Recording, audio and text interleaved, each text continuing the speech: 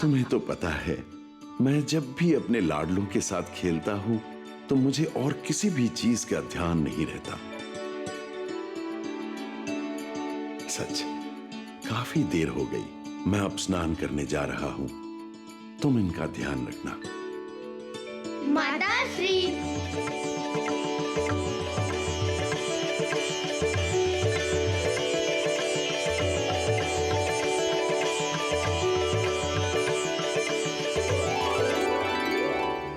कुश और लव अब 4 वर्ष के हो गए हैं और साथ ही बड़े बहादुर भी। वैसे तो वे दोनों आश्रम के अन्य बच्चों के साथ खेलते हैं, पर कभी कभी कुछ ऐसा करते हैं जिससे पता चलता है कि ये दोनों राजकुमार हैं। एक दिन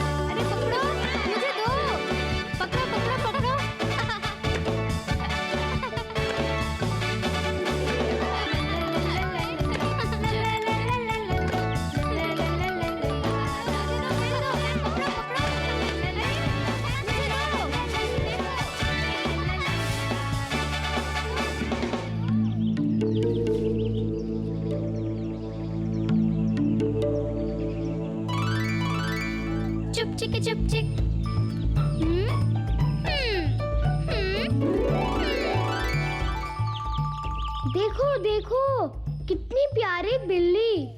हाँ भाई, कितना प्यारा जानवर है।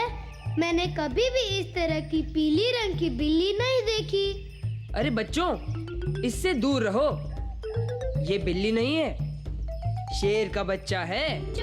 अरे, तब तो शेर के बच्चे के साथ खेलने में बड़ा मजा आएगा। आओ आओ प्यारे, आओ आओ प्यारे।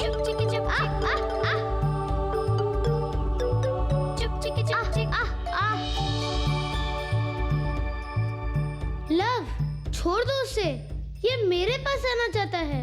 ये मेरा है, इससे दूर ही रहो। और इसी तरह एक शेर का बच्चा लव का दुलारा पालतू बन गया। एक दिन वो शेर का बच्चा आंगन में खेल रहा था। लव अचानक एक बिल्ली के बच्चे को ले आया और उसे उस शेर के बच्चे के ऊपर बिठा दिया। डर के मारे वो शेर का बच्चा दुम दमाकर भाग गया। आश्रम के सारे बच्चे खिलखिलाकर हंसने लगे। यहाँ तक कि बड़े लोग इस दृश्य को देखकर हंस रहे थे और मजे ले रहे थे। तभी अचानक सीता दौड़कर आ जाती है। बदमाश बच्चे, इस असहाय जानवर पर अत्याचार मत करो।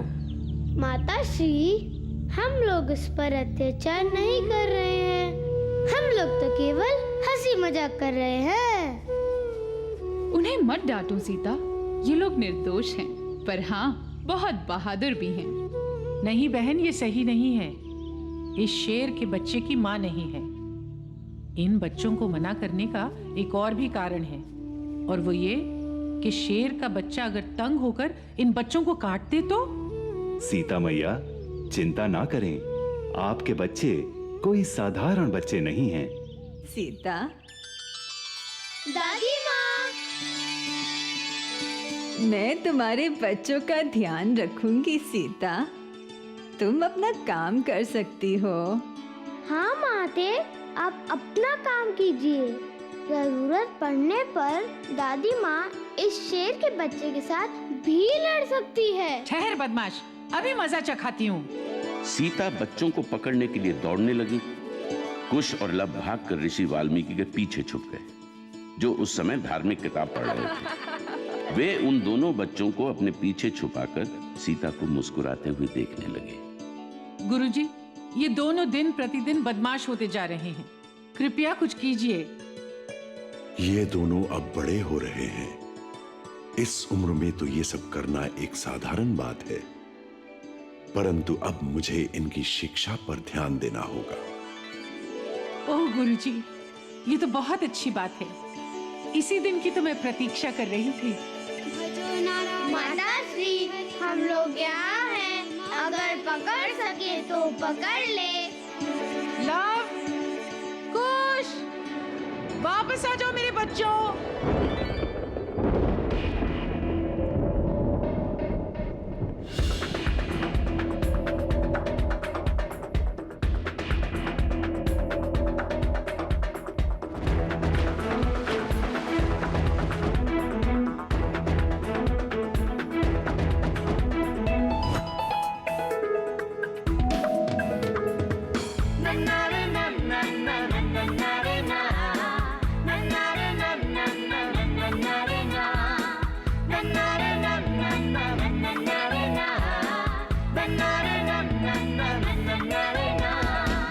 धड़का धक्कम धक्का सबको कर दे हक्का बक्का बक्का। धूम धड़का धक्कम धक्का सबको कर दे हक्का बक्का बक्का। औ है राजा जंगल का, कोई नहीं उसके बल का। हाथी घोड़े और हिरन हैं जंगल में सभी मगन। पंख पखेरू मस्ती में रहते हैं इस बस्ती में। सबके हैं अपने घर बार, है ये उनका एक संसार।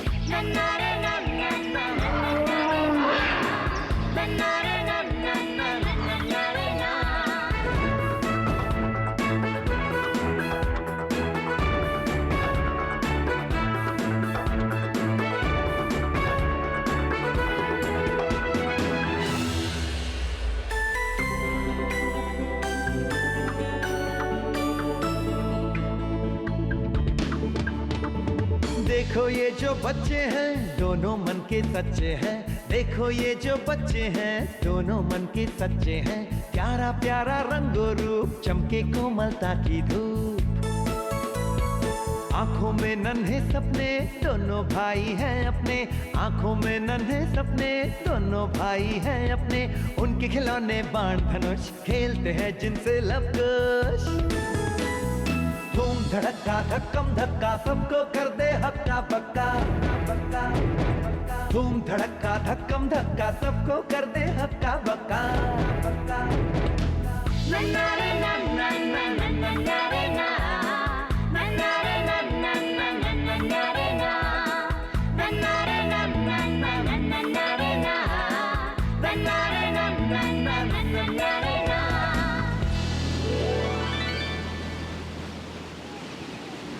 लव और कुश 10 वर्ष के हो गए हैं। वे दोनों धार्मिक किताबें, शास्त्र, वेद और पुराण पढ़ चुके थे। एक दिन धनुष विद्या सीखने के लिए वे दोनों नदी किनारे ऋषि वाल्मीकि के साथ आए।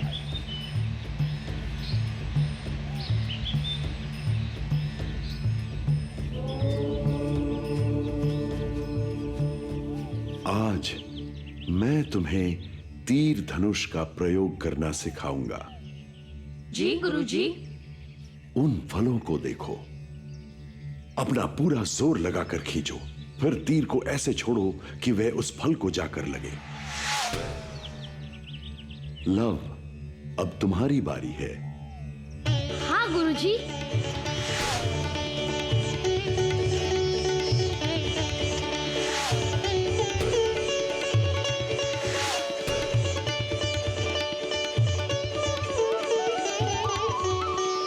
अरे वाह! बच्चों, आज मैं तुम लोगों को अन्य अस्त्रों के उपयोग करने की कला सिखाऊंगा। क्षत्रियों को अस्त्र शस्त्र का ज्ञान होना अति आवश्यक है, विशेषकर राजकुमारों को। राजकुमार? क्या हम लोग राजा के पुत्र हैं?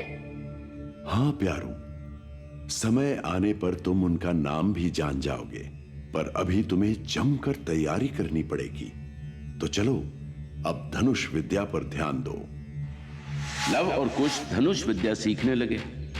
गर्वित गुरुजी कुछ देर उन्हें देखते रहे, फिर उन्हें अकेला छोड़कर चले गए। इस बीच सीता जी आती हैं। चुप चिक चुप चिक।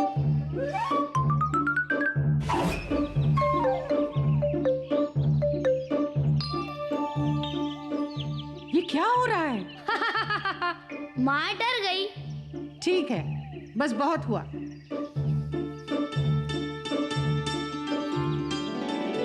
धनुष विद्या के साथ साथ वे दोनों अन्य सभी अस्त्र शस्त्र चलाने की कला में भी निपुण हो गए थे।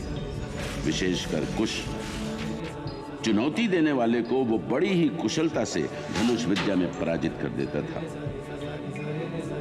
अन्य मुनियों ने भी अपने अपने मायावी धनुष एवं तीर उनको प्रदान किए थे।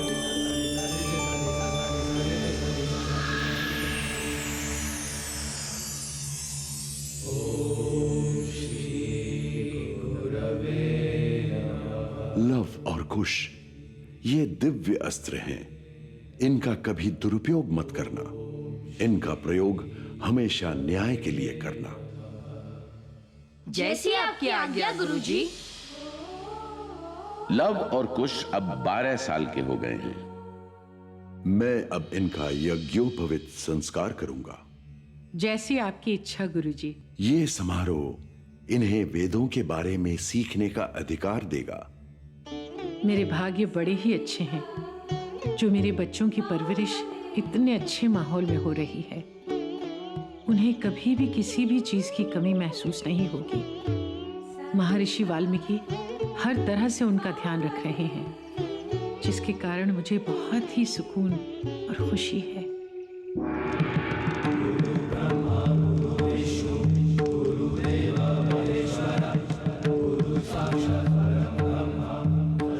जनेऊ धारण करने के समारोह की सारी तैयारी हो गई और सारी व्यवस्था ऋषि वाल्मीकि ने स्वयं की।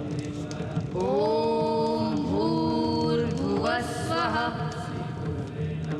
इस प्रकार दोनों बालक वेद ज्ञान में भी प्रवीण हो गए। ऋषि वाल्मीकि ने स्वयं ही उनकी शिक्षा का दायित्व भी लिया। ऋषि वाल्मीकि उन्हें पूजन वंदना, शास्त्र और धार्मिक कहानियां भी पढ़ाया करते थे। उन दोनों नन्हे बालकों ने ऐसी वंदना की कि ऋषि वाल्मीकि और सीता जी दोनों ही गर्व से फूल गए। और एक दिन, प्यारे बच्चों, शास्त्र और धार्मिक कहानियां तो आप पढ़ रहे हो, पर आज से मैं तुम्हें रामायण भी सुनाऊंगा, जिसकी रचना मैंने की है। रामायण? ये क्या है गुरुजी? ये कथा श्री राम नाम के एक राजा की है। सबसे पहले मैं तुम्हें एक कहानी सुनाता हूं। एक समय की बात है, अयोध्या में राजा दशरथ का राज्य था। और इसके बाद ऋषि वाल्मीकि ने रामायण की पूरी कहानी सुनाई और उन बच्चों को वीणा बजाना भी सिखाया। बच्चों, ये वीणा है, एक वाद्य यंत्र। इसे दोनों हाथों से पकड़ो, इस तरह।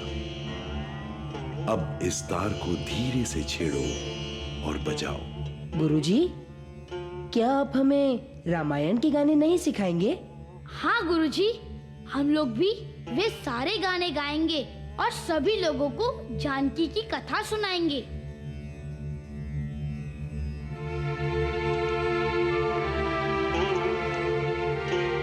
हाँ मेरे दुलारों, पहला गाना इस तरह है।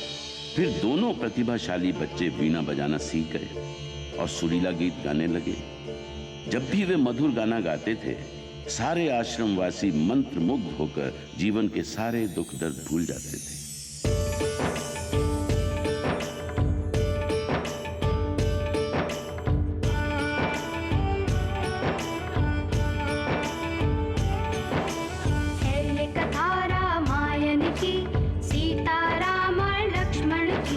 दशरथ जी के बेटे राम करते हैं सब जिन्हें प्रणाम। उनको जब वनवास हुआ, मन सीता का उदास हुआ। सीता की रक्षा के लिए खींची रेखा लक्ष्मण ने, बोले उनसे छोड़ के द्वार, जाना मत रेखा के पार। उनकी आवाज कितनी मधुर है। हाँ, और कितनी कुशलता से वीणा भी बजा रहे हैं। हाँ, वे दोनों बड़े ही प्रतिभाशाली हैं। घर में नहीं थे जब लक्ष्मण, बन के साधु आया रावण। सीता से भिक्षा मांगी, सीता ने रेखा लांगी। फिर भिक्षा लेकर रावण सीता को ले गया करके हरण। राम और लक्ष्मण जब घर आए, सीता से घर खाली पाए। सुन के बात जटायु की, निकले खोज में सीता की। साथ में लेकर लक्ष्मण को, ढूंढने निकले रावण को। रस्ते में हनुमान मिले और सुग्रीव भी आन मिले।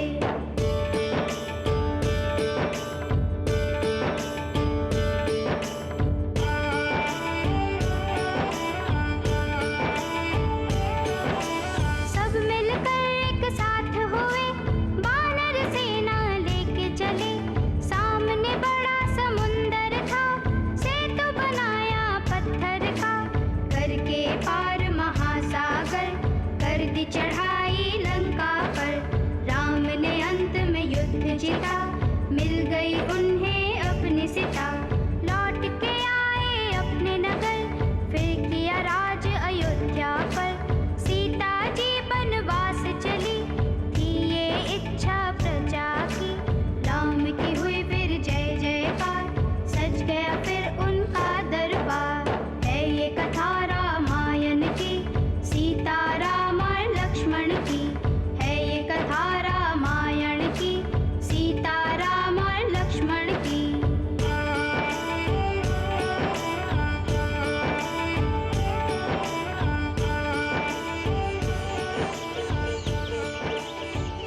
इनके पिता के बारे में जानने की कौतूहल मुझे हमेशा होती है। जो भी हैं इनके पिता, बेचारे, उन्हें तो इस बात का भी ज्ञान नहीं कि उनके बच्चे कितने प्यारे हैं। खैर, एक ना एक दिन उन्हें इन बच्चों के बारे में पता चल ही जाएगा और फिर वे आकर इन्हें अपने साथ ले जाएंगे। हाँ, उस दिन के लिए मैं भगवान से प्रार्थना करूंगी।